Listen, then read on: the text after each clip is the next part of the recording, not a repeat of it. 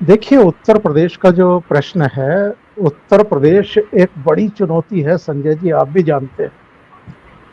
2022 के शुरू में जिन 5 राज्यों में इलेक्शन होने हैं, उनमें उत्तर प्रदेश एक प्रमुख राज्य है, जहां से लोकसभा की 80 सीटें आती हैं।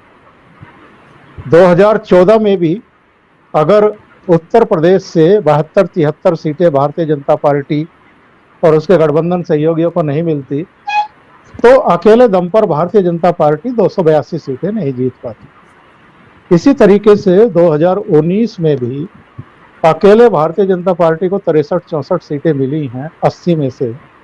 उसके सहयोगियों को भी मिला लें तो करीब 66-67 सीटें हैं। नहीं, 64 है, 62+2। हाँ, 64। तो उत्तर प्रदेश हर लिहाज से भारतीय जनता पार्टी के लिए, नरेंद्र मोदी के लिए, प्रधानमंत्री बने रहने के लिए सबसे ज्यादा महत्वपूर्ण है। और ऐसा नहीं है कि उत्तर प्रदेश में चुनौतियां नहीं होंगी। ये ठीक है कि पहले वेव में भी, दूसरे वेव में भी बाकी राज्यों के मुकाबले उत्तर प्रदेश में जल्दी काबू पाया गया, लेकिन उत्तर प्रदेश को लेकर के 2024 वाले 2022 में ही फाइनल कुश्ती लड़ना चाहते हैं नरेंद्र मोदी से और भारतीय जनता पार्टी से। हालांकि मैं कांग्रेस को वहां कोई शक्ति नहीं मानता, कोई चुनौती नहीं मानता। वो तो बिल्कुल एकदम दीवार से लग चुकी है और उसको ना कोई प्रियंका वाड्रा जिंदा कर सकती है, ना राहुल गांधी कुछ कर सकते हैं, ना और किसी में इच्छा बची है। जो उनकी पार्टी के बाकी लोग हैं, लल्लू वल्लू जितने भी हैं, ये सब किसी स्थिति में बिल्कुल नहीं है। ये एक तरीके से कंधे ढीले कर चुके हैं। ले दे करके वहां पर आपके अखिलेश यादव के पीछे एक बड़ी जमात खड़ी होने वाली है। अखिलेश यादव बौद्धिक तौर पर आप कहना चाहिए कि नेतृत्व विजनरी है, नहीं है, काबिलियत है कि नहीं है, वो एक बात छोड़ दीजिए। लेकिन मायावती जिस तरीके से कमजोर हुई हैं इधर, और मायावती को जिस तरीके से कमजोर किया गया है भारतीय जनता पार्टी के द्वारा, नरेंद्र मोदी के द्वारा, उसके बाद अब जो अल्पसंख्यक वोटर हैं, मुस्लिम वोटर हैं, जो आपके यादव हैं, जो दूसरे हैं, उनकी नजरें टिकती हैं जाकर के अखिलेश यादव पर।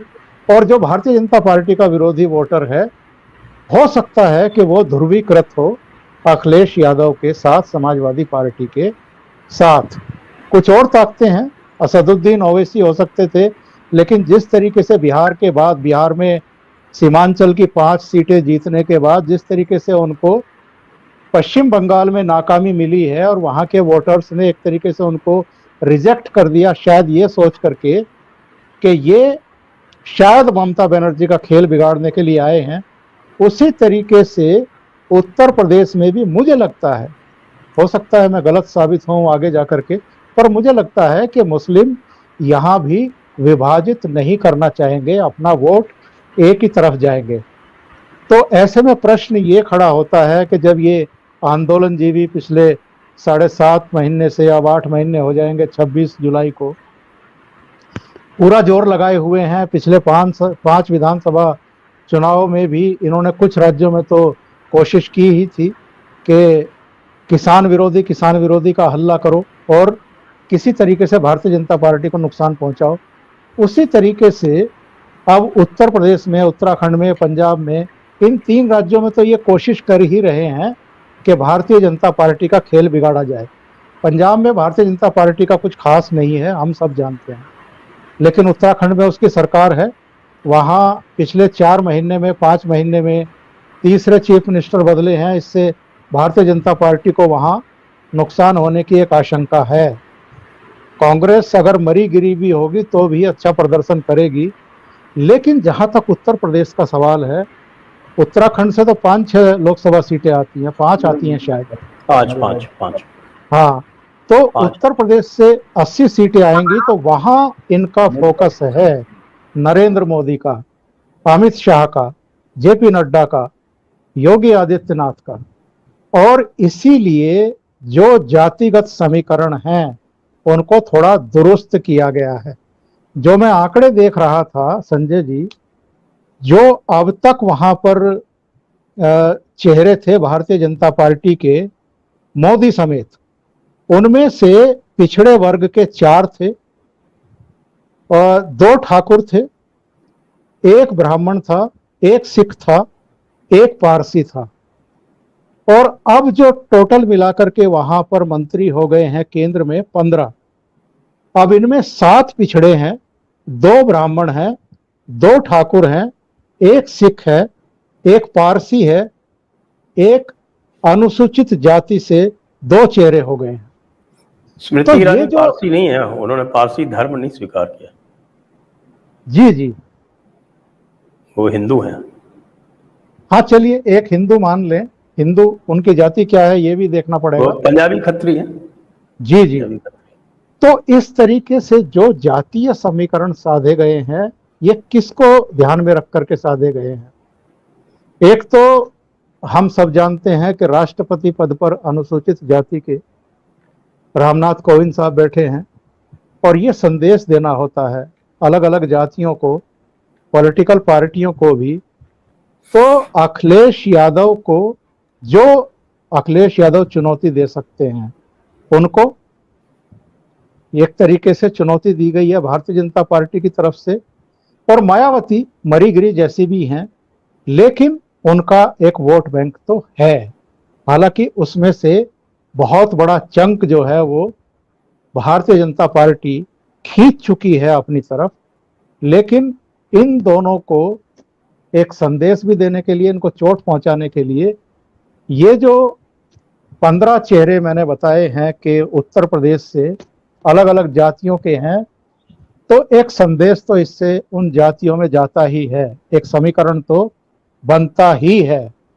तो जो मैंने शुरू में कहा था ओपनिंग रिमार्क्स में कि इन आंदोलन जीवियों की वजह से अगर हरियाणा में और पश्चिमी यूपी में थोड़ा बहुत नुकसान, क्योंकि इधर अजीत सिंह की डेथ हुई है, बागपत में आप जानते हैं कि अभी जिला पंचायत के चेयरमैन आरएलडी के बन गए हैं, और जो राकेश टिकैत हैं, जो आपके गौरव हैं, जो नरेश हैं, वो सार्वजनिक रूप से भले ही कुछ ना कहें, पर वो भी जानते हैं कि वेस्ट यूपी में कांग्रेस का तो कुछ लेना देना है नहीं, कुछ खास उसका तो है नहीं।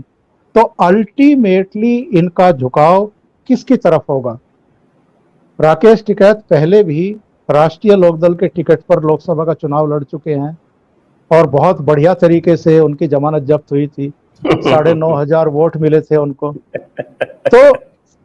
तो उनका झुकाव अगर आरएलडी की तरफ रहेगा, तो कहीं ना कहीं भारतीय जनता पार्टी के नेतृत्व के मन में ये बात जरूर होगी कि थोड़ा बहुत नुकसान वेस्ट यूपी में जाट किसानों की तरफ से हो सकता है।